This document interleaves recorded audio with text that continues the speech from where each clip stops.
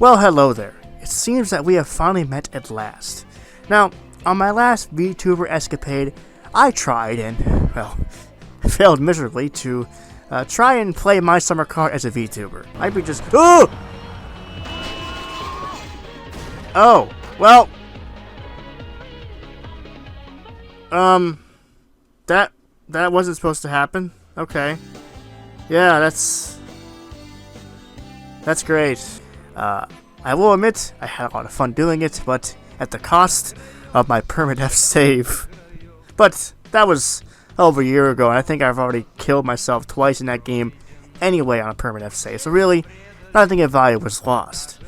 Now, I thought for this time around, I'd just be more educational. That's right. I'm going to teach you guys something, and not just my summer car tips like the usual. No, I'm going to teach you something better than that. See, some of you might know that I am a big military history guy. I love military history. I love guns. You know, I mean, I am American after all. But ironically, I like military equipment and guns from the Warsaw Pact countries. And I figured, for this video, why not cover a brief history of one of my favorite guns from those countries. The AKS-74u. The AKS-74u was a carbine variant of the AK and AKS-74 rifles. Developed by Mikhail Kalashnikov, the S in the AKS stands for skladnoy, which means folding in Russian, while the U stands for Ukorochiny, which is Russian for short. So, in English, the rifle would be called the Kalashnikov Automatic Rifle Folding 1974 Shortened. Wow, that's a long-ass word. That's a long-ass rifle name. I'm glad it just shortened it instead. Kind of like we do, I guess. Now, to us Americans, the 74U is more commonly known as the Krinkov, and for the sake of the video, I'm probably going to be calling it the Krink or the Krinkov for the rest of the video. Now, there isn't really a definite answer on how or who gave the name.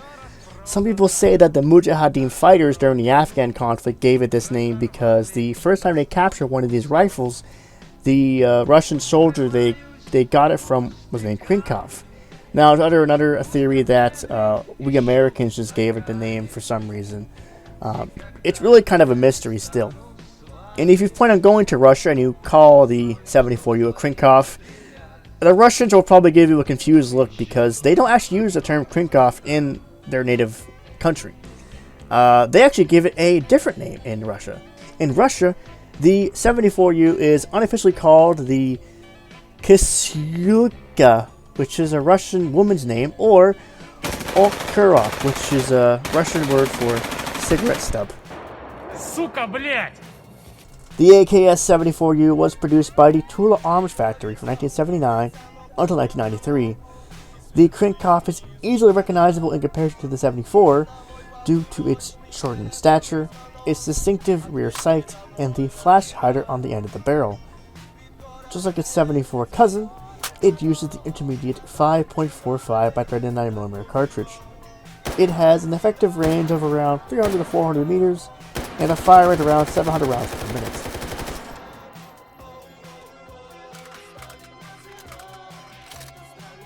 The 74U does have a couple different sub-variants, one of them being the 74UB, which is a sound suppressed model.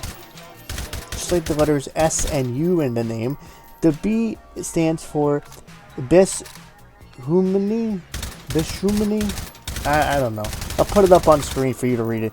It means silent in Russian. It also features subsonic 5.45 by 39mm rounds, but in HEVR those don't exist, so just pretend they're subsonic for this video. Now, my favorite model is actually this one here, which uses a PBS4 suppressor and a BS1 RGA-86 or Chisina silent grenade launcher. Now, you're probably wondering, why the heck would they silence our grenade launcher? Isn't the boom loud enough? I'm not really sure why they would silence this. The Chisina used caseless grenades similar to the GB25 and RG6 grenade launcher, but it used blank firing pistol cartridges loaded into a magazine. And the grenade launcher itself was cycled by a bolt-action rifle type of system. Very odd and very strange. Now, I could talk all day about the Trishina, but we're not talking about the Trishina. We're talking about the AKS-74u. Now, I actually believed for a while that Spetsnaz used this rifle in the Afghan conflict, but actually, I couldn't be farther from the truth. Now, the AKS-74u has been featured in a variety of games, from the Stalker series, Call of Duty Black Ops 2, and the Metro series. Well, I think at least Metro Last Light anyway. I don't know if it was featured in any other Metro games, but basically, it's been in a lot of games according to this video here, so believe me, guys, it's been in a lot of games. The 74u is somewhat of an icon in the Soviet-Afghan conflict, along with other such weapons such as the RPK-74, the PKM, and the RPG-7.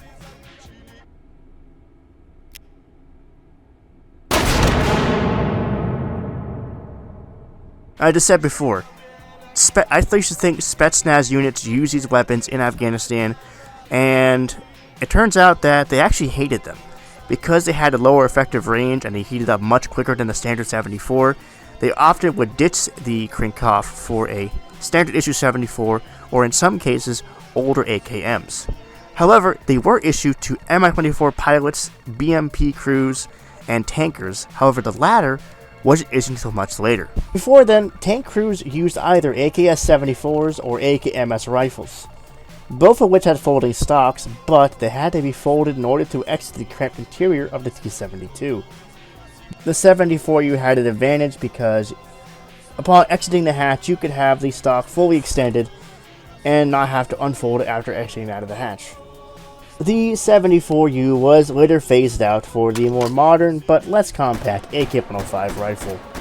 However, the 74u is still commonly used among law enforcement. Despite this fact, it was, and still is, being widely used in many conflicts today, from the Chechen and Georgian War to as recent as the Russo-Ukraine War, thus proving how versatile this 45-year-old gun is. So, why do I like the Krinkov over the other AK platform guns? I mean, don't get me wrong, I like the AK in general because it looks industrial. Like, it could survive a nuclear blast, and, well, it probably could, to be honest, you know? But I think I like the 74u more than a base because it's smaller and it just has a nice compact size to it, which, this is ironic coming from me, who also likes the RPK, which is essentially a lengthened AK, but, well, maybe I'll cover that gun in another video, but, you know, I think it's kind of funny, too, that in a lot of games, the 74u is seen as the lesser of like an assault rifle in a lot of games. Sharing the fact, even though it uses the same cartridge as a 74. So, yeah, I don't know why that is, honestly. But yeah, overall, I like the Krinkov. I like its size. I like its design. But it is definitely showing its age due to the lack of sight attachments or any attachments in general, and you know, I mean, it's a 45-year-old gun, so I guess it'd have to be replaced at some point, you know. Overall, good gun. So if you made it this far in the video, then, well, you kind of probably figured out that it was an April Fool's video. I mean, it's definitely way different from anything I put on my regular channel, or on my channel regularly, and, you know, it makes sense. But I actually was inspired by this guy, the Slap Shoes fella, who made a video about the AK. But he covers like NASCAR stuff, so I thought that was kind of cool. Now, I wouldn't say I've gone in as in-depth as he does. I only cover just the 74u and not the entire AK platform. There are way better videos about that online if you want to watch those instead. I just made this video for fun. Now, if you're wondering why my voice sounds different, it's because I'm sick. So for the last literally 2 scenes I did for this video, I have the flu or something. I don't know what it is, but yeah. Anyway, guys, I think the next pit here will probably be the blooper section of the video. So if you want to stick around, you can watch some of the bloopers. If not, well, have a good one, everybody. Fuck! They actually preferred... Fucking bullshit. That was fucking based. Oops. Just gonna put that away. There we go.